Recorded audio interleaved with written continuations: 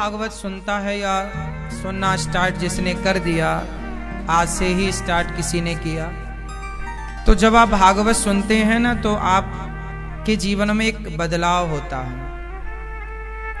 जैसे जब स्त्री गर्भवती होती है ना, तब उस स्त्री के अंदर बदलाव आने स्टार्ट हो जाते हैं, शारीरिक बदलाव भी और मानसिक बदलाव भी। हाँ या ना? जैसे जब कोई लड़की कोई स्त्री मां बनती है तो उसके मानसिक और शारीरिक बदलाव होने स्टार्ट हो जाते हैं, उसका स्वभाव बदलने लग जाता है, उसकी जिम्मेदारियां बदलने लग जाती हैं, बढ़ने लग जाती हैं, सावधानियां वो बढ़ाने लग जाती हैं। उसी तरह जब आप भागवत श्रवण करते हैं तो आपके जीवन में भी मानसिक और शारीरिक बदलाव आने लग जाते हैं, शारीरिक शुद्धियां इत्यादि ये बदलाव, मानसिक विचारों की शुद्धि होने लग जाती है। पहले बात बात में गुस्सा आता था, कथा सुनना स्टार्ट किया तो गुस्सा बात बात पर नहीं आता। पहले दुखी रहते थे, जब से कथा स्टार्ट करी सुननी तब से हम अब दुखी भी नहीं रहते, प्रसन्न भी रह लेते हैं। पहले हम मांस खाते थे, अंडा मुर्गी मछली, भागवत सुनने के पहले लोग बताते हैं कि हम खाते थे। अब भागवत सुनने के बाद लोगों ने बताया कि अब हम मांस इत्यादि का सेवन नहीं करते। तो लोग बताते हैं कि हमारे जीवन में बदलाव बहुत आते हैं।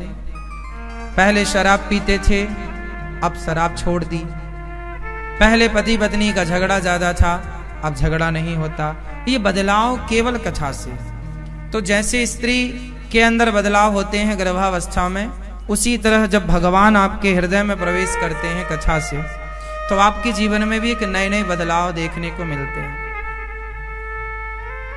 जो कथा से जुड़ा है ना वो बहुत सुखी है।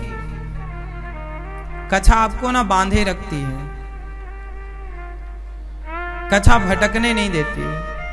कथा सुनने वाला भक्त जब कोई भी गलत काम करता है ना तो एक बार वो हट जाता, नहीं जी ये गलत। जो नहीं सुनता, नहीं सत्संग करता, जिसे ज्ञान नहीं है, वो गलत काम धड़ल्ले से करता है।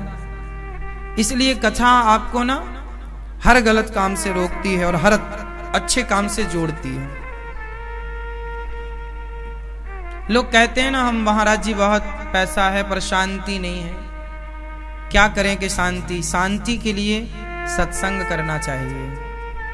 आप कुछ मत करिए, केवल सत्संग करिए। 3 घंटे आकर बैठिए, कुछ मत कीजिए। कथा सुनते सुनते आप सो जाइए, कोई प्रॉब्लम नहीं है, लेकिन बैठिए कथा में।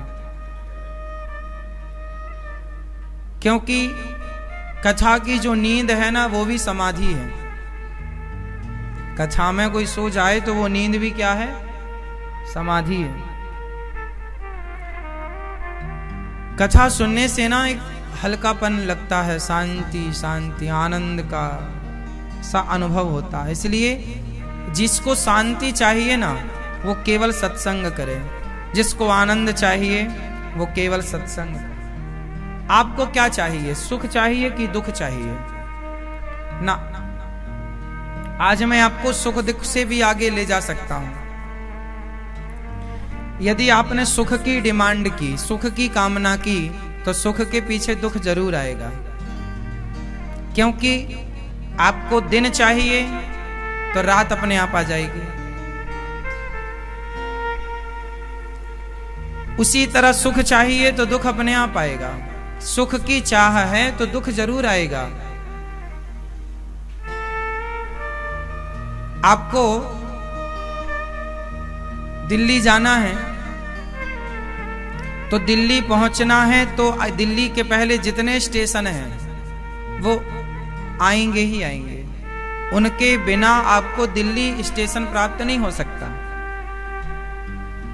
अब आप कहोगे नहीं हमें तो सीधा दिल्ली जाना है, तो दिल्ली तो जाओगे लेकिन इन स्टेशनों से होकर ही जाना पड़ेगा यदि आप ट्रेन से जा रहे हैं तो। उसी तरह आप सुख के स्टेशन तक जा रहे हैं तो दुख तो ना चाह करके भी आना है। इसलिए हमें सुख नहीं चाहिए और ना दुख भी चाहिए। ना हमें सुख की कामना है ना दुख की कामना। ना सुख में रहो ना दुख में रहो, तो किस में रहे महाराज? आनंद में रहो। किस में रहो? क्योंकि सुख में रहोगे तो उल्टा है दुख, सुख का उल्टा, सुख का उल्टा दुख, आनंद का उल्टा, सुख का उल्टा दुख है, आनंद का उल्टा कुछ भी नहीं है, वो तो आनंद में ही आनंद है। इसलिए सुख दुख के चक्कर में क्यों पिसना, चलो आनंद की ओर चलते। इसलिए भागवत जी कहां ले जाती हैं? आनंद। इसलिए हमारे यहां होता है नंद के आनंद भयो जय कन्हैया लाल। इसलिए आनंद का सागर, यहां आनंद है, यहां सुख दुख नहीं है। आप लोग चिल्लाते ना महाराज जी हमें सुख नहीं मिला, सुख सुख चाहो ही मत, आनंद में रहो।